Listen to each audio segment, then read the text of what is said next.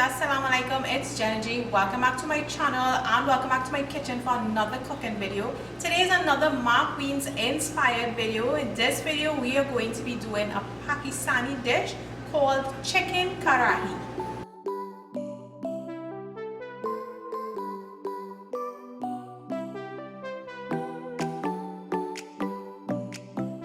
So Mark Wiens, in my previous video I would have mentioned he is a foodie who travels around the world, and I love watching his videos on YouTube, and some of the dishes just caught my attention. I thought, why not put together some of them in videos for you guys to see and introduce you guys to some more food and different types of food. So today's Pakistani inspired dish, chicken karahi. It looks so fantastic, and it's definitely, I think, something that I will enjoy based on what I saw and based on the research. So let's just jump into this video. These are the ingredients that we need for our chicken karahi. So the main components of this dish would be the tomato, the garlic and the ginger. So just be mindful of that. This is a tomato based curry, and these are supposed to be the stars of the dish. We're going to be using some fresh cilantro, some roasted jeera or cumin, some paprika, some black pepper, salt, some ground chilies. You can use some fresh chilies in here as well. I'm going to be using some coriander and some garam masala. The chicken that I'm using, a leg and thigh. You can use breast if you like, so they're all cleaned up. And to cook everything, we're going to be using ghee. If you don't have ghee, you can cook with regular oil. Vegetable oil would be fine. So for my chicken, it's really simple. I'm just going to be seasoning it with some salt and black pepper while I have my stove and my pot on my stove getting ready. While our pot is heating up, I'm just going to be chopping up the tomatoes. I'm going to cut them into small pieces. This is just to make sure that they cook around the same time as the chicken pieces. We don't want to end up with large amounts of big chunks of the tomato uncooked. Now when I was looking at Mark Wiens' video though, I saw that he added in the full tomato, the whole tomatoes, but I'm just going to play it safe, and I'm just going to add them in small pieces. Cut them up in small pieces, easier to work with. The garlic and the ginger, all I'm going to be doing with it is just grating it, and just remember, you want to be very generous with the garlic and the ginger. To start off, you want to add some ghee or oil to a pot on high heat.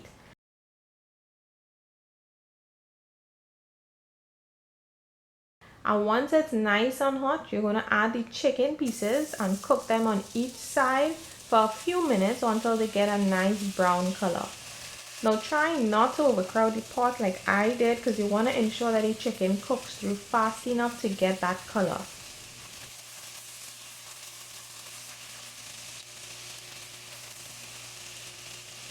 Then you want to add your fresh ginger and your garlic, mix everything up and cook it just for a few seconds.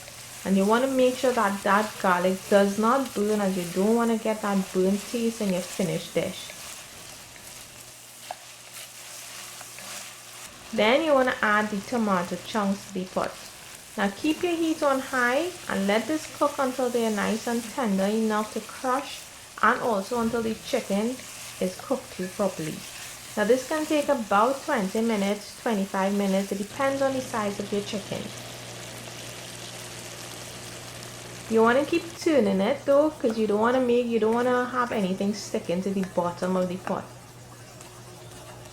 Now the cooking process for this dish actually does not usually require the addition of any water or liquid, because the chicken normally springs its own juices and the tomatoes as well, which is normally enough to cook everything through. But if you do need to add some water, don't add too much. Just add just enough so that it won't stick. Once the tomatoes are nice and soft and the chicken is cooked through properly, adding the spices, mix everything up nicely, and you want to taste it and adjust the salt if needed. Now you're going to reduce the heat and just let everything simmer for about 5 to 10 minutes or so, just to ensure that all those flavors are nicely soaked up in the meat. So once it's finished, you're just going to garnish it with some fresh cilantro and some of the ginger slices. And here we go guys, our chicken karahi dish our Pakistani inspired, Wiens inspired dish for today's video. So you saw it, guys, a chicken karahi, simple, delicious dish. Now something I'm looking at it, and something that definitely, was big to me was ginger. Like, they garnish it with these slices of the ginger. And I'm being honest, if you've been following me from a while back since I started, in a lot of my videos, even like the Asian inspired videos that would require usually ginger, I would have always said that I'm not a ginger fan. I don't like ginger. Now, to be honest with you, a couple of years down the road, here I am, and I cannot cook without ginger. Like, I think that it just adds so much flavor to dishes now. I mean, I guess, with time you grow, your taste buds, I guess, change as well, because I could not stand ginger at all, and now to me it's like a must. But to have the raw pieces of the ginger, I don't think I reached on that level yet, but it's something that they use to garnish this particular dish. So, of course I said, why not? We have to garnish it in the way that, I saw. So, of course, I hope you guys enjoyed this video. Let's just talk about some pointers if you do decide to give this recipe a try out. So, no water was used in the entire cooking process. The chicken springs its own water, and the tomato, you get a lot of juices from that tomato as well to ensure that everything is cooked through properly. So no water is needed, and not to mention the heat was kept on high. So you want to have that high heat to just infuse all those flavors, release all those flavors, and infuse it into everything in the pot. We did not cover the pot at all as well. We did not want anything to steam through. We really wanted everything to just cook through in the juices, the natural juices of the chicken and the tomatoes as well. Now, if you would notice, the chicken was only seasoned with salt and black pepper. I mean, at first I'm not accustomed to just seasoning meat with just salt and black pepper. But after a while, when you put it into the pot with everything else, and the last minute addition of the coriander and the cumin or the jeera, the paprika, the chilies, the garam masala, it really soaked in that chicken, and it was just pretty delicious. When I tasted it, really, really good. So you did not even notice that the chicken was only salt and black pepper, which, to me was a little bit different.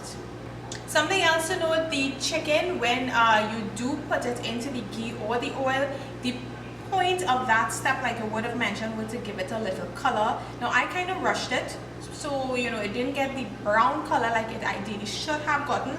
But when it came together and the dish was finished, you can't even tell. But ideally, that step is to give the chicken some brown color. So you again want to make sure that heat is on high, and when you put your chicken pieces, let it cook properly on each side until you get that brown color. So you don't want to overcrowd the pot as well. Anything that you're doing in oil, you don't want to overcrowd the pot. You want to give it a chance to cook through properly. And so I really hope that you guys enjoy this. I think you guys should try it out. I do have something similar looking to this. I have chicken tikka masala up on my channel. You guys could check that out and compare it as well. Now, in chicken tikka masala, there was a yogurt involved and the marinating and all that. We did not even have to do that with this particular dish. It took 30 minutes max to cook through, and that was it. A really simple preparation, and not to mention, it's really packed with flavor. It's very much delicious tasting, although it was just seasoned with the base salt and black pepper. That last minute addition of the spices really kicked it up a notch. So, of course, guys, with these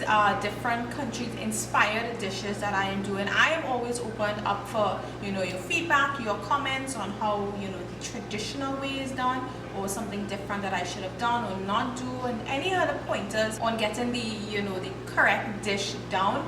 But I always say, in cooking, everyone has their own method. So if you look at 5 different people with the same dish, 5 different people are going to tell you probably something different. So, I mean, I think I would have covered the basics, the important steps of it, and definitely, guys, try this out sometime, and of course, send me pictures.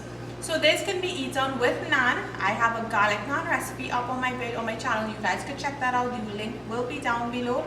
And you can also eat it with some basmati rice or jasmine rice, anyone you prefer to eat it with.